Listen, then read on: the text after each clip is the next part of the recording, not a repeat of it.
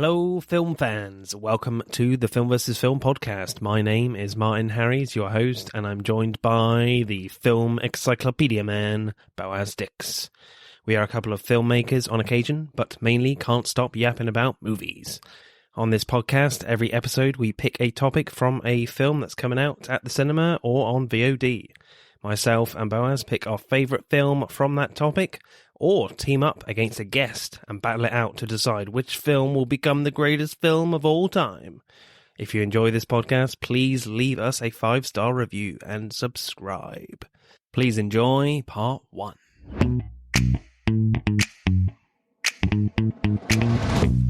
This episode, as Renfield is out on the big screen, and no, we're not talking Super Mario Brothers movie, because that looks kind of crappy. We could have done a Jack Black day. Maybe. Yeah, he's good. He was in the latest episode of The Mandalorian as well. Yeah. But yeah, Renfield is out with Nicholas Hoult as Renfield and Nick Cage as Dracula. And Aquafina is in there. So yeah, it looks a lot of fun. So we're doing horror comedies this episode. And of course, I'm joined by the horniest, grooviest person I know, Boaz Dix. How are you, sir? Yeah, I'm good. All good? Mm. Good. So Renfield then, what do you make of this one? I think the trailers look really good, actually. Yeah, I think, Nicholas Hoult is showing like his comedy chops here, which is really interesting. And then you've got Nick Cage just hamming it up, as Dracula. I mean, Nick Hoult has comedy chops. I mean, he used to do a lot of comedies when he was a child, Was it Warmest Bodies he was in? Oh, yeah, where he was a zombie, Warm Bodies. I've not watched that. Zombie rom-com. Yeah. So he has done a few like horror comedies in the past, I guess. And he's just a tremendous actor as well. I do love him in Mad Max Fury Road as Nux. He's great in that. But this definitely feels like what a day. What a lovely, lovely day. a horror action comedy as well, which I didn't expect before the trailers dropped. It'd be interesting to see how much like Nick Cage are actually going to see, because he's actually been quoted in saying that he's actually not in the film that much, which kind of sucks, but pardon pun. It'd be weird if they've just shown everything of him in it and the rest is just Renfield. It feels like they have, to be honest. Yeah. Which would be disappointing. But it looks cool, actually. I feel like it's been a while since there's been a very good horror comedy. So yeah, looking forward to that one. So, Boaz, what is your choice for horror comedies? So mine is Army of Darkness. Cool, as I didn't let you pick Eight-Legged Freaks. I was like, really? That's really bad. Why not? I was being genuine, but it was the reaction of like, really? And then I was like, okay, fair enough. I'm not going to win with that. But like one of those films where you like and it seems the world doesn't like, I actually do like that movie. So, yeah. Well, I do actually remember at school once, at secondary school, like, I think it was, I don't know, some sort of free day, and we had a choice between watching Signs and Eight-Legged Freaks. And I had already seen Signs, and so I chose to watch Eight-Legged Freaks. And I guess at the time I was like, yeah, this is awesome. But obviously now I've like, yeah, this sucks. Well, I would like to see it with clear glasses, because I haven't seen it since I was like 10 or something, or 12. I haven't seen it in a very long time. But yeah, it's probably for the best. Yeah, probably. Yeah. So what made you go for Army of Darkness then? I literally just Googled horror comedies, and I was just looking through a list. And then I saw Army of Darkness, and I was like, hey, shit, we've done Evil Dead 2. I've always been meaning to watch Army of Darkness. I mean, I've seen This Is My Boomstick and all that other stuff, and Groovy. So many times I've heard quotes and seen people take the piss out. So I was like... Groovy. Yeah. And, we've watched some Sam Raimi films here. So I was like, well, I'll watch this one. I got to watch the first Evil Dead as well, because I haven't watched that. So with this, it would be 2 and 3. I think with the first Evil Dead film, it's very like a straight up horror film with a little bit of comedy in there. Whereas the second two are, I would say, the definition of horror comedies. So what happens in Army of Darkness, Boaz? So Army of Darkness is it's the sequel to Evil Dead 2, and at the end of Evil Dead 2, he beat the Deadites and went through a portal. So in Army of Darkness, it carries on straight after that, and the portal leads to like medieval England or something. So yeah, so it's like 13th century, 14th century. Was it 14th or 13th? Something like that. Medieval times. It was medieval times, yeah.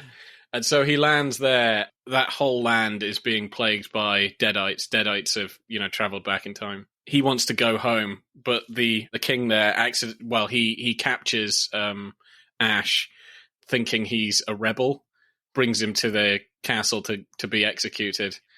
Ash escapes, gets his trusty chainsaw hand and shotgun, and then goes on an epic journey to retrieve the Necronomicon and go back home. While he's doing that, the army of the dead are being led by a evil Deadite version of Ash. I find it quite funny in the cast list. It just says Bad Ash. Yeah, that's pretty cool. It doesn't have a fancy name. It's just Bad Ash. There you go. Even though his makeup and his costume is so elaborate, it looks amazing. But yeah, his name is Bad Ash. Bad Ash. Yeah. Yeah, I really like this one. I wouldn't say it's my favorite, I don't think. I think my favorite still is Evil Dead 2. I mean, it's just such a good time. Like, it's really funny. It's a little scary at times. A lot of great horror stuff. And the skeletons, I loved. Yeah, they are good. What do you make of this one, then? Yeah, no, I enjoyed it. I thought it was great. Yeah, I probably prefer the second one as well, but I thought it was good fun. It was it's one of those things as well, because I was surprised by how long it was. Like, it's like just an hour and something. It's not very long, like an hour and 20 minutes. It's like it's a short movie. It feels like it. It's straight to the point. Just gets it over with. But it does feel like it could be like part of like not a movie, but like an anthology series or whatever. It could be like a horror series or whatever. Yeah. Like, I think it would have. I did like it, but I think it felt less filmy than the second one. I think this one feels like it can be in a TV show. Yeah, I can see that. Yeah. We couldn't get more different from Army of Darkness to Evil Dead 2. Certainly in its setting, obviously. It's just like, what should we do for the next one? I know. Let's set it in medieval times. What? Yeah. I think did they keep doing that? Because they could have just kept doing that. Like just have 4 set in space, 5 set in, Jurassic, the Jurassic time, 6 set in, I think they should have just done that. Could do, yeah. Why not? 6 cowboys, Yeah, and somehow shoehorn in the long POV shots somewhere in all of them. Yeah. With dinosaurs in the background. Yeah, that would be cool, yeah. So, directing then, the opening scenes are full of like camera movements which you would expect from a Sam Raimi film.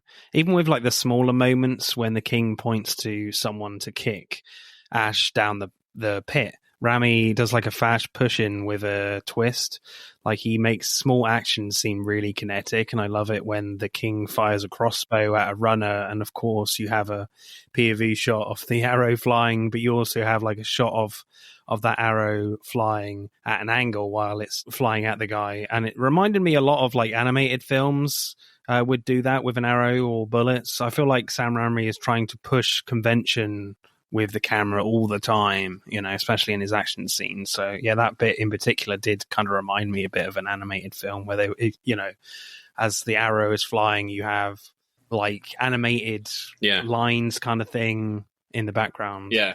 Yeah. Cause like, even though it's following the arrow, it just doesn't look like it's just attached. It like the background even looks kind of like weird. Yeah. So it is like it's all drawn or something or whatever.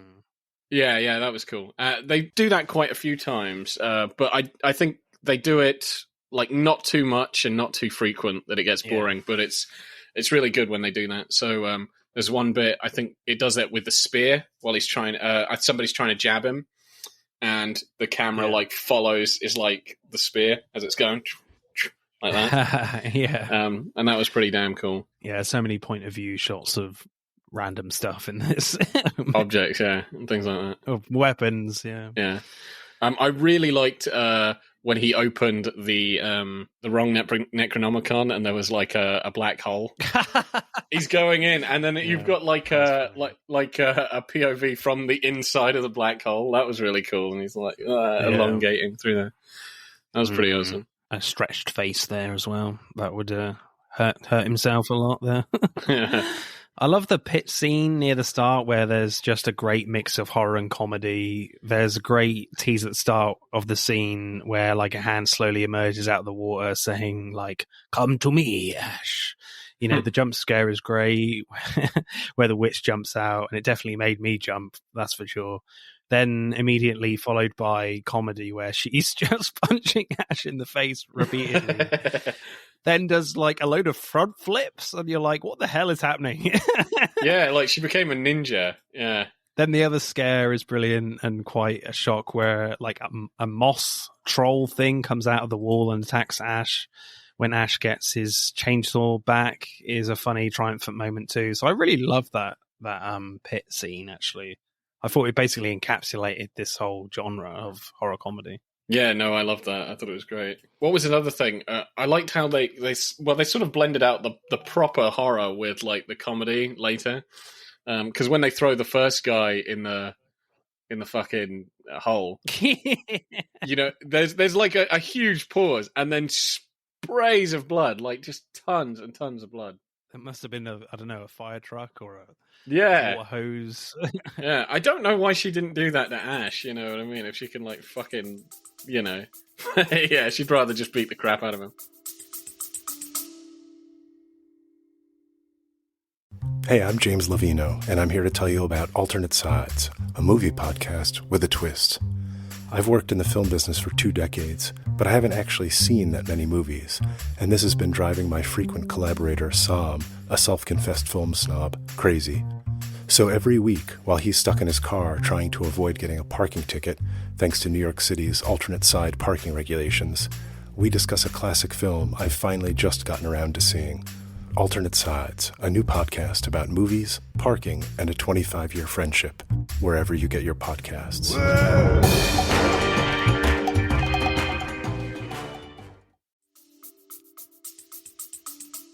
Maybe it's just a different creature. He had his feed, so I'm like, you know, I don't need to eat anymore. Yeah. Throw in the B team and stuff. Yeah, so I'm gonna sleep now for a bit. You can have the next one, you lot. The Moss Guy and the Witch. Yeah. It's your turn. The big evil POV shots come back in this film where Ash is on a horse being chased by the evil, you know, Rami steps it up a bit by like splitting trees this time as it goes. Again, the camera operator and Bruce Campbell bring like incredible energy to it, especially when he's like running down a little hill when he's kind of rolling. He just brings so much energy using his whole body, and he's just giving it everything. But what I quite liked was your standard wide shot when he's running towards the windmill. That was funny. It's just just a wide shot, a normal wide shot. It just takes all the energy out of it, making it funny. I thought that was great. Yeah, that was good. I think some of the funniest stuff in this film is from like the skeleton deadites near the end. When the skeletons approach the castle, one of them is playing a bone flute, like skeletons playing skulls as drums. Then there's Scottish skeletons playing bagpipes. And you know they're Scottish, as they have big ginger beards and baggy green hats. That was absolutely hilarious to me. I did laugh out loud when I saw that. I feel like we have covered quite a few films now which take the piss out of Scotland. I don't know what we're subconsciously trying to say. But England's better. Yeah, pretty much. Yeah. I think the last battle scene in the movie is, on the whole, really fun, and I think like the puppetry work is really good, but there's moments where skeletons get blown up or decapitated, and they're just lifeless before they get destroyed. It's not like that happens a few times. It happens a lot, which is a bit disappointing. Also, they're just guys in suits with skeletons painted on them, which is quite distracting. And at first I thought they were different creatures, but no, when you get a good look at them, they're definitely supposed to be skeletons as well. But the steampunk car was really cool, and the final sword fight I thought was really good and in keeping with the tone of the film too and the style. So yeah, it's just like the guys in skeleton suits, which was just like, you could have just made them different creatures. So Yeah. I feel like they would kind of just like filler roles, and if they couldn't do it with a puppet, the actions with a puppet, they got a guy in a suit, you know. Yeah. So that was a bit disappointing. The design of Evil Ash, that was great. I like that bit where his jaw kept falling off. Yeah, that was literally what I was going to say. Yeah, that was funny. What's your favorite shot or scene then? It's where the geyser of blood comes out of the hole. Oh, really? Oh, okay. Yeah. Fair enough. Yeah, that was kind of the first sign of like proper horror in this film, I would say. Yeah. Because I think the first kind of really cool, great memorable moment is when he comes through the portal and Ash gets surrounded by all these, knights with swords, and there's just a load in the background fighting his car. It's like, what type of armor is this?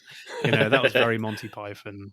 I was like, that was funny. And then that bit that you mentioned, that's kind of the first proper horror moment, I would say. Yeah. Going in. There's so much like packed into this film that I felt was just extraordinary, really, in such a short film. Rami is really just pushing the boat out of like cramming so much into a very simple story.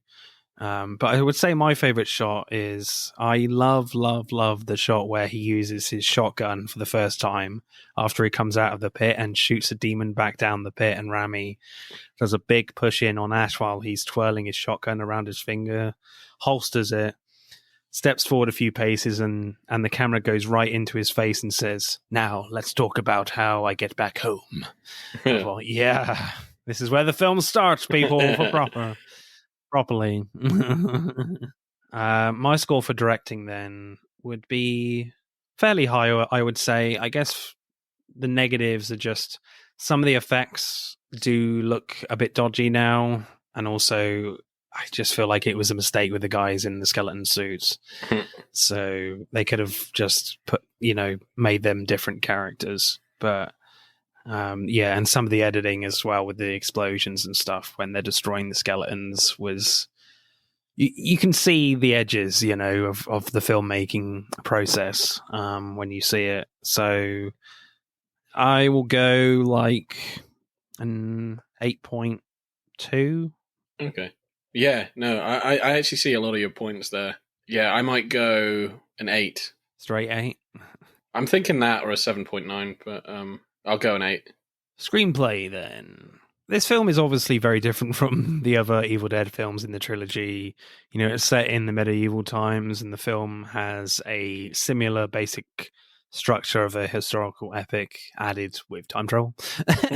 As the hero just wants to go home to his time, he'll get the book back and intends to leave them behind, but has a change of heart and helps the people fight the Deadites. But when Ash goes off on his own, it basically becomes a proper Evil Dead film, one that we recognize with the amazing long POV shots. But I didn't like the Governor's Travels scene where there's loads of like little Ashes running around. Like, the effects weren't great with that, and it was very clear that the depth of field just didn't really work, and it felt too cartoonish, like you were watching a Tom and Jerry cartoon. But when one of the little Ashes goes inside him and you see an eye coming out of his shoulder, that was cool. And he's basically got 2 heads in one body. That was great. Yeah. But tonally, I thought it went a bit too far with the little Ashes, and I just felt like there could have been a better creative idea that's more in keeping with the two tones here, the historical epic and the Evil Dead horror comedy. Yeah, it just didn't quite work for me. I'm guessing you quite like that. Yeah, I thought it was quite funny. All right. Yeah, no, I didn't have too much of a problem with it. I will agree, it didn't look like the best, and you could tell. But no, I thought it was funny, especially like when they jump into his mouth, because I'm like, what the fuck's going on here? And then he tries to boil it, and then that was one of the better moments, I guess, in that scene. Yeah. I think one scene which did look just ridiculous was just actually not related to him being small, but like they spill liquid on the floor and he's like running in one spot and then flips onto his hand, and like you can clearly see he's like attached to like a pole behind him at the hip, so he just switches upside down really quick. I just like, really? This is like a cartoon right now. Yeah, especially how he got a skillet to like take his face off the side of the wood burner. Oh yeah, didn't leave much of a mark there, but sure. Should be nothing left of his face. But yeah, you can clearly see like a lot of the little ones are kind of just right on the edge of the frame, right on the front, and it just wasn't composited very well. And there's a bit where he's like, all the little ones are trying to like open up his mouth or something, and it just doesn't look right. Yeah. But yeah, I just feel like they could have done something a bit different. Yeah, the story is very simple, which I really liked, and I love the fact that they commit so much time to the last battle scene, which is pretty much half an hour long in a 90-minute film. Like the simple story just allows you to have fun with it without plot getting in the way. But there is the little question of whether like Henry the Red and his army is going to arrive to help them, and they only arrive just before Bad Ash gets blown up. But I did like that moment when Arthur's men and Henry the Red's men square off, and at the end they end up hugging. That was kind of a camp and funny moment for me. That was cool. Yeah, I thought that was good. Certainly, like, Sam Raimi just allows himself so much room with having a real simple story to just pack so much awesome stuff in that last battle scene. Yeah. No, I liked a lot of the twisted turns. I think like Bruce Campbell's Ash is fucking hilarious, and the stuff that he says. Yeah, it's just really funny. It just kind of reminds me of like if like one of those stereotypical like idiot jocks from a movie, like the bully from like a high school movie is the hero. Yeah, was the hero. Yeah, it's like if Biff from Back to the Future had a go at being a hero or something. Yeah, it just reminds me of that, and he still just plays that to perfection. Like even when he redeems himself, he's not like the sharpest tool in the shed. No. Oh, he seems very intelligent. He makes himself a robot arm, and yeah, I know. Yeah, builds a steampunk car. Yeah. And I thought it was funny, like when he equips them with like modern weaponry with rockets and shit like that, and is doing up the car, and like just in the boot there happens to have been like a chemistry book and a science book and stuff. So I think that works because he's way too stupid to come up with any of this on his own. I think tonally it just works with that stuff, though. I think tonally it's goofy enough that you give all that kind of stuff a pass. Yeah. Well, I mean, it's goofy right from the get-go, so that's fine. I think it's only if you're like serious for the first half, then you're goofy. It just doesn't work.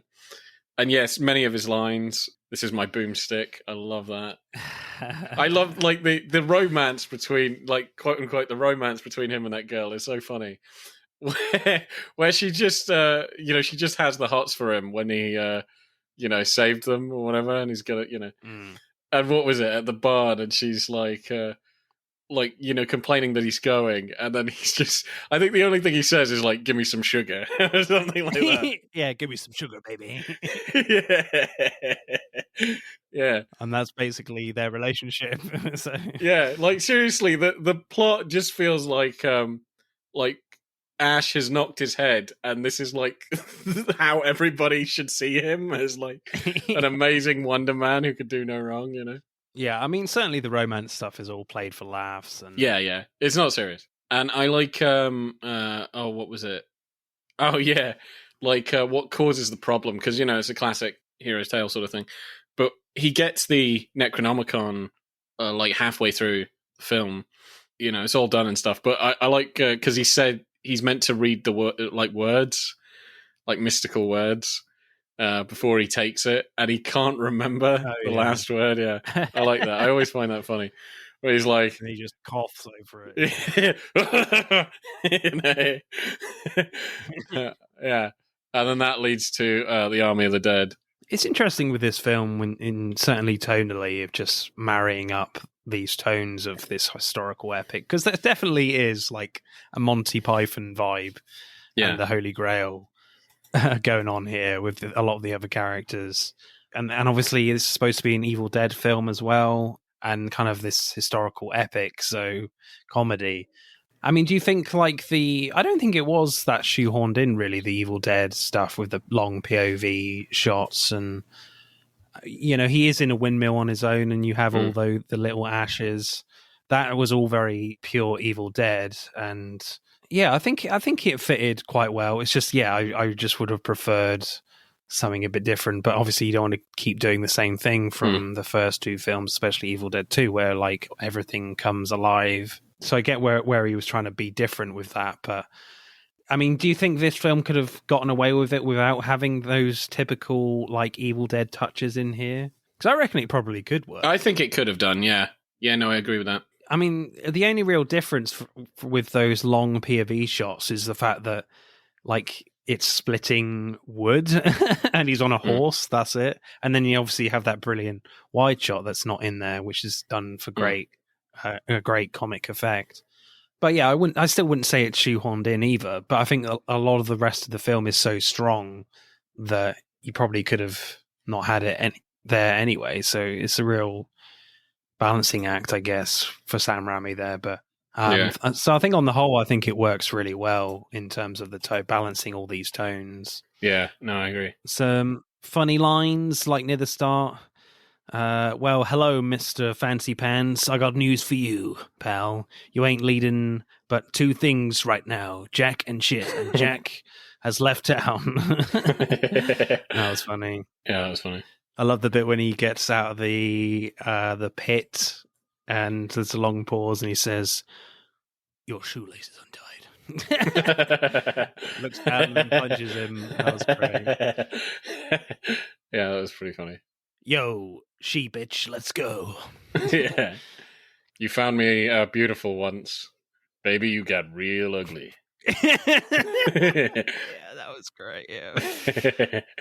Little goody two shoes, little goody two shoes. From the bad Ash. Oh, yeah. Yeah, I like that. Yeah, I ain't that good. Yeah. Yeah, and I like when he's burying him, he's like, "You got something on your face." He's like, "What?" And he starts throwing dirt on it. Yeah, God. Oh, bloody hell. I mean, Bruce Campbell must be up for pretty much everything. I mean, the fact that it looks like he's got dirt in his mouth there. I'm like, Jesus Christ. That's insane. Yeah, and also I like that he does portray evil Ash like completely differently. Like he's he's more like the Joker or something. I love the skeletons in this as well. Their lines. One of them says, "Let's get the hell out of here." You're going down. I'm going up. You're pissing me off, you ugly son of a bitch. From Bad Ash. I got a bone to pick with you. A lot of bone puns. I think my favorite bone pun is actually like kind of an off-camera thing when Evil Sheila is revealed. One of the skeletons, apparently from Yorkshire, says, "There's a sight for sore bones."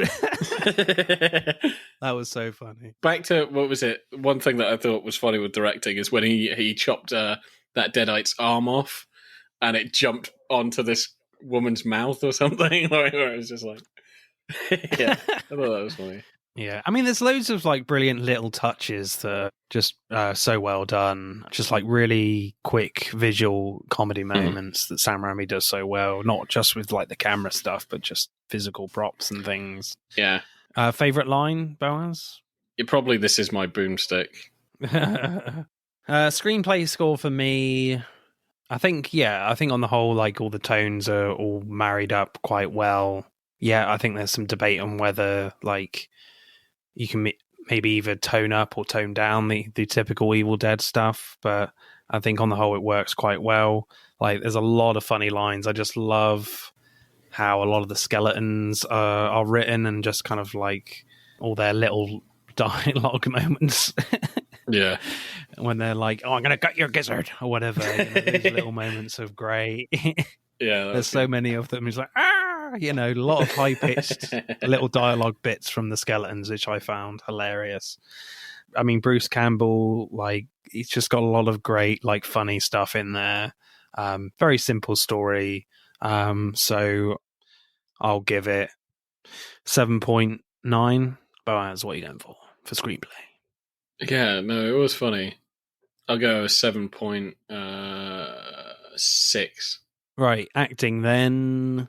We kind of mentioned it briefly in one of our favourite lines, but I love the acting from Marcus Gilbert, who plays Lord Arthur. When Ash escapes the pit and says to Lord Arthur, "You know, your shoelace is untied." And Marcus Gilbert holds his head and just shifts his eyes up and down for a few moments without changing his expression before looking down. Then boom, Ash punches him in the face. And I feel like that scene wouldn't be as funny without Gilbert's brilliant eye work in his acting. I thought that was just a great little moment. Yeah, that was so funny. That's set up with not just the line, but with his acting. I thought that was great. Absolutely brilliant. There's a great bit of action where Ash has like a mini battle with a witch demon in the castle, and Ash does like a kick flip, shoots his gun and kicks her again, and is facing the wrong way and shoots her from... Oh yeah, that was amazing. Resting his shotgun on his shoulder. Yeah. But it's all done with like shaky cam, which actually worked for me really well. The way their the way it kind of captures the movement of the actors, not the most clear, but it just brings an awful lot of energy. I thought was amazing, and I could have put it in directing as well, but I put it in acting just because the moves were really cool, and the camera kind of emphasizes that action a lot, even though it is very shaky. Yeah. I know you're not the biggest fan of shaky cam. I mean, what did you make of that scene in particular? So I did like when he did the, shoulder shot. But yeah, no, I'm not like a massive fan of shaky cam. I kind of want to know where the fuck everything is.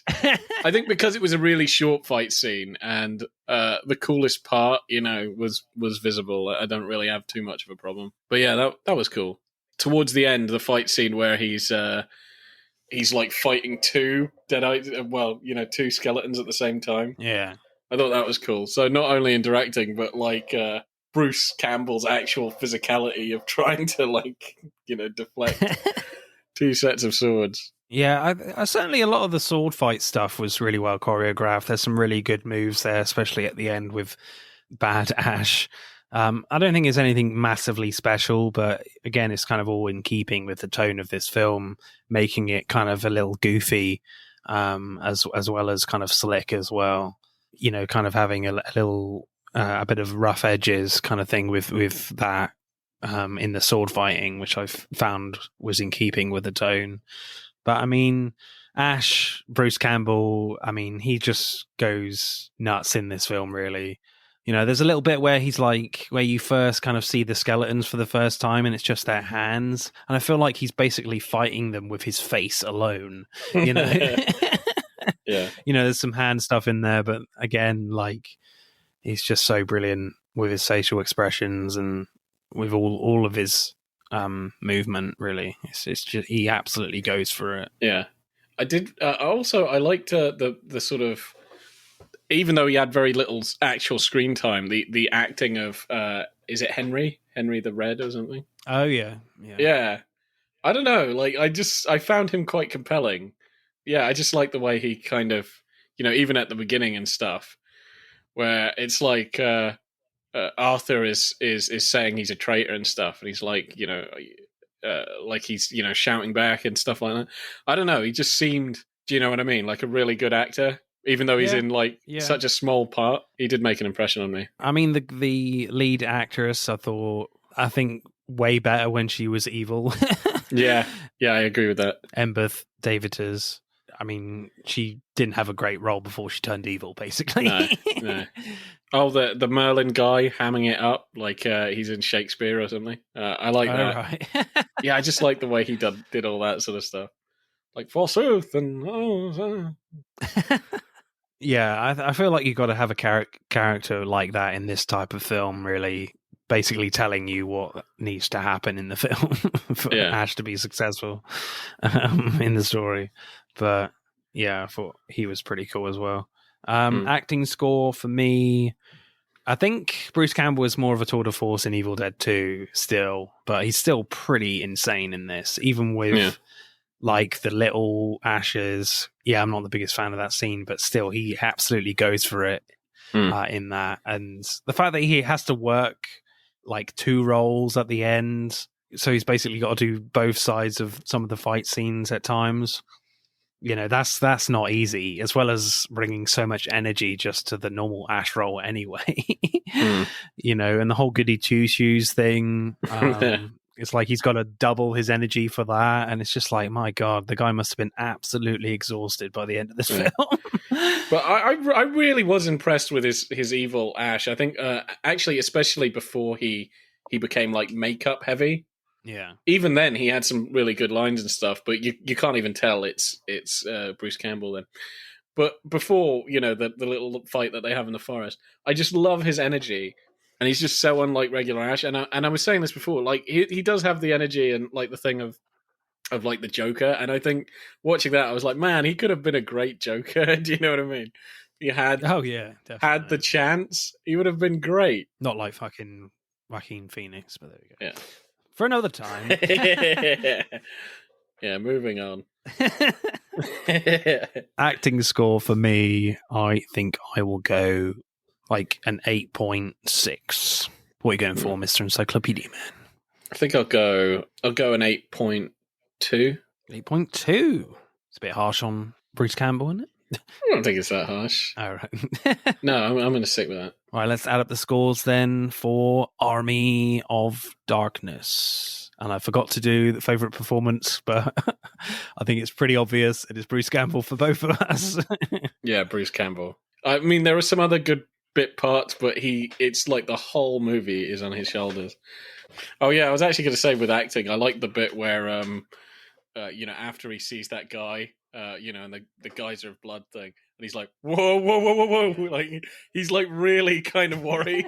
Oh yeah, of course you would. And I really like that. It's like, whoa, you got the wrong guy. I don't know any of you, you know. Yeah. Army of Darkness gets 48.3. I think this one could genuinely be quite a tight one, people. I do think so, yeah. That's it for part 1. Thank you for listening. We hope you enjoyed it. Check out part 2 to see who wins. But don't stop there. Get involved and tell us what your favourite films are relating to the episodes. Send us a DM or comment on Instagram and TikTok at Film vs. Film Podcast, for Twitter at FVF_podcast. If you do, we'll give you a shout out on the next episode. If you're feeling really generous, you can buy us a one-off coffee at our Buy Me a Coffee account. Remember, please leave us a 5-star review and subscribe. Pod signing off.